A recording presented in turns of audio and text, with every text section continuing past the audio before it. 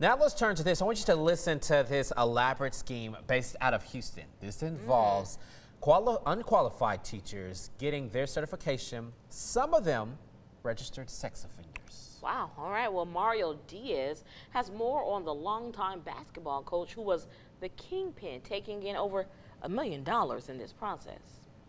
It's crazy. It's crazy. I don't know what to say about that. In my class, everyone was like gathered up, reading it off one phone. Everyone was surprised. And then I guess they just went around the school telling everybody. 5 people charged in a $1 million cheating scheme where uncertified teachers paid to get a job at districts across the state. Harris County DA Kim Ogg says these teachers would pay Booker T. Washington High School head basketball coach Vincent Grayson a couple $1,000s, which he would then give a percentage of that money to a certifying official at the Houston Training and Education Center.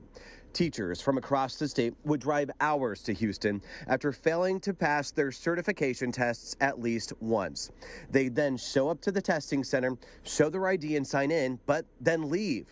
That's when prosecutors say Booker T. Washington High School assistant principal Nicholas Newton would sit in their seat and take the test for them, and the result would show they'd passed with flying colors. Investigators estimate he took more than 400 certification tests, fraudulently impersonating at least 200 teachers and collecting a cut of the money.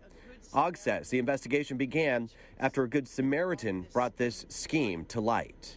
A former coach applying as a police officer in a different part of Texas had an attack of conscience and came forward with a scheme that was apparently well known among teacher applicants wanting to be certified, and busted this phony test-taking scheme right out of the water.